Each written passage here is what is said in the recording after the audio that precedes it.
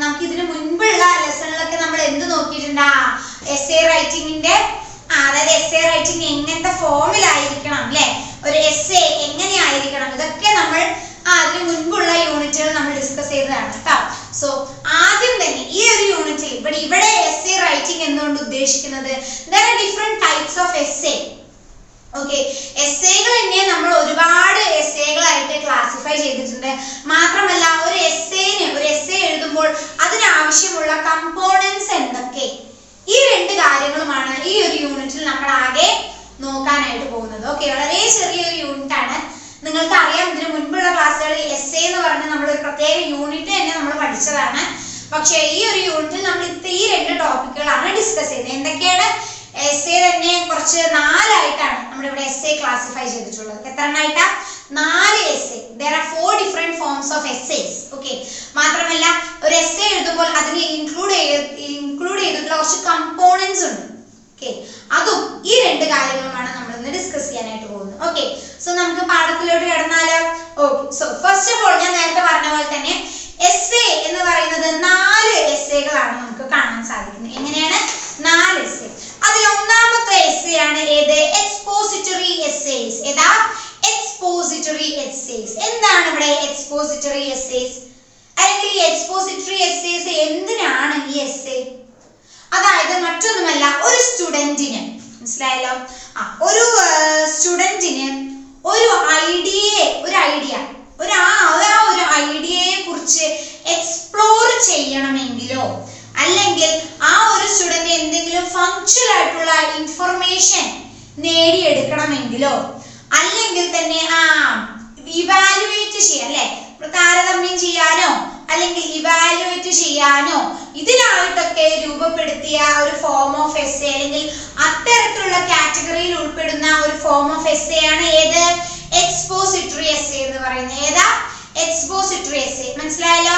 പൂർണ്ണമായിട്ടും ഒരാൾക്ക് അല്ലെങ്കിൽ ഒരു സ്റ്റുഡന്റിന് തന്നെ നമുക്ക് വേണമെങ്കിൽ പറയാം, ആ സ്റ്റുഡന്റിന് ഒരു ഐഡിയയെ കുറിച്ച് എക്സ്പ്ലോർ ചെയ്യണമെങ്കിലോ അല്ലെങ്കിൽ എന്തെങ്കിലും ഒരു കാര്യം അല്ലെങ്കിൽ ഒരു ഫങ്ക്ഷണൽ ആയിട്ടുള്ള അല്ലെങ്കിൽ സോളിഡ് ആയിട്ടുള്ള ഒരു ഇൻഫർമേഷൻ ലഭിക്കണമെങ്കിലോ അല്ലെങ്കിൽ ഒന്ന് കമ്പയർ ചെയ്യണമെങ്കിലോ അല്ലെങ്കിൽ ഒരു ഇവാലുവേറ്റ് ചെയ്യണമെങ്കിലോ അതിനൊക്കെ ആയിട്ടാണ് നമ്മുടെ എക്സ്പോസിറ്ററി എസ്സേ നമ്മൾ അതിനാണ് ക്ലാസിഫൈ ചെയ്തിരിക്കുന്നത്. മനസ്സിലായല്ലോ?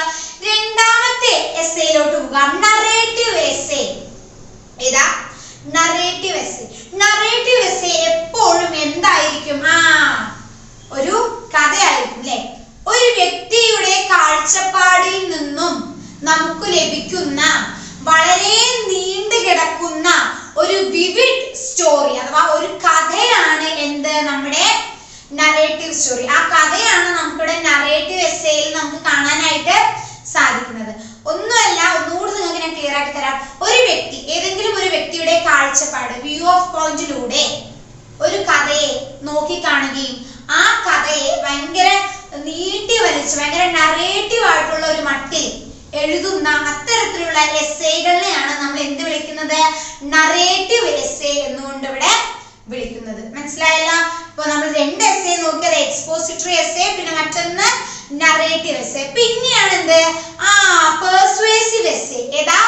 പെർസ്വേസീവ് എസ്സേ, അല്ലെ? പേര് പോലെ തന്നെ യഥാർത്ഥത്തിൽ ഈ ഒരു എസ്സേ മുഴുവനായിട്ടും എന്തായിരിക്കും? ഭയങ്കര പെർസ്വേസീവ് ആർഗ്യുമെന്റുകളായിരിക്കും ഈ ഒരു എസ്സേയിൽ നമുക്ക് മുഴുവൻ കാണാൻ സാധിക്കുന്നത്. ഈ ഒരു എസ്സേയിലൂടെ എഴുതുന്ന ആൾ എന്താ ഉദ്ദേശിക്കുന്നത്? ഈ എസ്സേ വായിക്കുന്ന വ്യക്തി പൂർണ്ണമായിട്ടും തന്റെ കാഴ്ചപ്പാടിലോട്ട് മാറണം എന്ന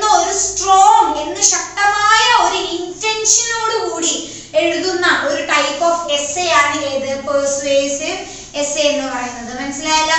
അതായത് ഏതെങ്കിലും ഒരു കാര്യത്തെ അടിസ്ഥാനപ്പെടുത്തിക്കൊണ്ടാവും എപ്പോഴും പെർസ്വേസീവ് എസ്സേ നമുക്ക് കാണാൻ സാധിക്കുന്നത്. മനസ്സിലായോ? ഇനി ആ കാര്യത്തോടുള്ള എഴുത്തുകാരന്റെ കാഴ്ചപ്പാട് ശക്തമാക്കുകയും മറ്റുള്ളവരെ, അതായത് ഇത് എസ്സേ വായിക്കുന്ന വായനക്കാരെ ശക്തമായിട്ട് തന്നെ പെർസ്വേസ് ചെയ്യുന്ന ആ ഒരു മട്ടിലായിരിക്കും നമുക്ക് ഈ പെർസ്വേസീവ് എസ്സേ കാണാനായിട്ട് സാധിക്കുന്നത്. മനസ്സിലായല്ലോ? ഓക്കെ, ഏതെങ്കിലും ഒരു വിഷയത്തെ മുൻനിർത്തിക്കൊണ്ടാവും എപ്പോഴും പെർസ്വേസീവ് എസ്സേ നമുക്ക് കാണാനായിട്ട് സാധിക്കുന്നത്. ഇപ്പൊ നമ്മൾ 3 എണ്ണം പഠിച്ചു. ഇനി ഒന്നും കൂടി ഉണ്ട്. ഏതാ? Descriptive essay. ഏതാ? Descriptive essay. സിമ്പിൾ ആണ്, പേര് പോലെ തന്നെ ഏതെങ്കിലും ഒരു കാര്യത്തെ കുറിച്ചോ അല്ലെങ്കിൽ ഏതെങ്കിലും ഒരു സംഭവത്തെ കുറിച്ചോ ഡിസ്ക്രിപ്ഷൻ ആയിട്ട് എഴുതുന്ന ഒരു ഫോം ഓഫ് എസ്സേനെയാണ് നമ്മൾ എന്ത് പറയുന്നത്? Descriptive essay. അതിപ്പോ ഒരു ഒബ്ജക്റ്റ്, ഒരു വസ്തുവിനെ കുറിച്ചാവാം, അല്ലെങ്കിൽ ഒരാളുടെ എക്സ്പീരിയൻസ്, ഒരാളുടെ അനുഭവങ്ങളെ കുറിച്ചാവാം, അല്ലെങ്കിൽ ഒരു വ്യക്തിയെ കുറിച്ചാവാം, അല്ലെങ്കിൽ മറ്റെന്തിനെ കുറിച്ചായിക്കോട്ടെ, അത് എന്തിനെ കുറിച്ചാണെങ്കിലും അതിനെ കുറിച്ച് ഡിസ്ക്രിപ്റ്റീവ് ആയിട്ടില്ല, മനസ്സിലായി, അതിനെ കുറിച്ച് വിശദീകരിക്കുന്ന തരത്തിൽ ഒരു ഡിസ്ക്രിപ്ഷൻ, ഒരു ഡിസ്ക്രിപ്റ്റീവ് ആയ തരത്തിൽ എഴുതുന്ന എസ്സേ ആണ് ഏത്? Descriptive essay. മനസ്സിലായല്ലോ? 4 എസ്സേകളാണ് നമ്മളിപ്പോ പഠിച്ചത്. ഏതൊക്കെയാണ്? Expository essay, narrative essay, persuasive essay and descriptive essay. ഈ 4 എസ്സേകളാണ് നമ്മളിപ്പോ പഠിച്ചത് അല്ലേ? ഇനി നമ്മുടെ രണ്ടാമത്തെ ടോപ്പിക്കിലോട്ട് പോവാം. Major components of the essay. അതായത് ഒന്നുമില്ല, ഒരു എസ്സേ എഴുതുമ്പോൾ അതിൽ അടങ്ങിയിട്ടുള്ള കുറച്ച് പാറ്റേൺസ് ഉണ്ട്, അല്ലെങ്കിൽ ഒഴിച്ചുകൂടാൻ പറ്റാത്ത കുറച്ച് കമ്പോണൻസ് ഉണ്ട്, അല്ലെങ്കിൽ ആ ഒരു കമ്പോണൻസിനെ മുൻനിർത്തിക്കൊണ്ട് വേണം എസ്സേകൾ എപ്പോഴും അടുക്കും ചിട്ടയോട് കൂടി എഴുതാൻ. അങ്ങനെ 3 കമ്പോണന്റുകളാണ് എസ്സേയിനുള്ളത്. എത്ര എണ്ണം? 3 എണ്ണം. അത് ഏതാന്ന് നോക്കാം. ഒന്നാമത്തെയാണ് ഏത്? ഇൻട്രൊഡക്ഷൻ. ആദ്യം ഒരു എസ്സേ എഴുതുമ്പോൾ ആദ്യം തന്നെ എഴുതേണ്ടത് എന്താണ്? ഇൻട്രൊഡക്ഷൻ ആണ്. മനസ്സിലായല്ലോ? ഇൻട്രൊഡക്ഷൻ എന്ന് പറയുമ്പോൾ എന്താ? ഏത് വിഷയത്തിനെ കുറിച്ചാണോ അതിനോടുള്ള തന്റെ കാഴ്ചപ്പാട്, ഇത്തരത്തിലുള്ള ഇത് ഇൻട്രൊഡക്ഷൻ ആണ് ആദ്യമായി നമ്മൾ നോക്കേണ്ടത്. രണ്ടാമത്തെയാണ് എന്ത്? Development of the idea. നമ്മൾ എന്തിനെ കുറിച്ചാണോ എഴുതുന്നത് അതിനെ കുറിച്ച് ആ ഒരു ഐഡിയയിലോട്ട് നമ്മൾ പതിയെ പതിയെ എഴുതി വരിക. മനസ്സിലായല്ലോ? അങ്ങനെ ആ ഐഡിയന്റെ ഡെവലപ്മെന്റ് ആണ് നമ്മൾ രണ്ടാമതായിട്ട് നമ്മുടെ കാണേണ്ടത്. അവസാനം അത് എഴുതി കഴിയുമ്പോൾ നമുക്ക് ഉറപ്പ് വരുത്തി അവസാനം വരേണ്ട കമ്പോണന്റ് ആണ് ഏത്? കൺക്ലൂഷൻ. അതെങ്ങനെ അവസാനിപ്പിക്കുക? കൺക്ലൂഷൻ എന്ന് പറഞ്ഞാൽ എന്താ? അവസാനിപ്പിക്കുക. ഇങ്ങനെ 3 കമ്പോണന്റ് ആണ് ഒരു എസ്സേന് ആവശ്യമുള്ളത്. ഏതാണ്? Introduction, development of the idea, മൂന്നാമത് ഏതാണ്? കൺക്ലൂഷൻ. മനസ്സിലായല്ലോ? ഈ 3 കമ്പോണന്റുകളാണ് എസ്സേന് ഏറ്റവും ആവശ്യമായത്. ഓക്കെ, സോ ഇത്രയേ ഉള്ളൂ.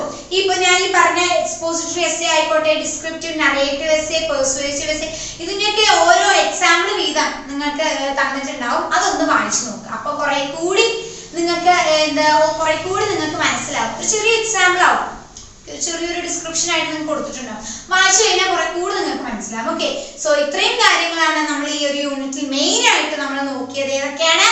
Different forms of essay and different components of essay. മനസ്സിലായല്ലോ? ഓക്കെ, സോ ഇത്രയുള്ളൂ. വളരെ ചെറിയ പാടാണ്, നിങ്ങൾ വായിച്ച് മനസ്സിലാക്കേണ്ടതാണ് എല്ലാം.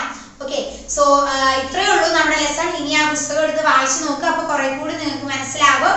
ഓക്കെ, സോ നമുക്ക് ഇനി അടുത്ത ഒരു ക്ലാസ്സിൽ കാണാം. ഓക്കെ, സോ അതുവരെ ബൈ ആൻഡ്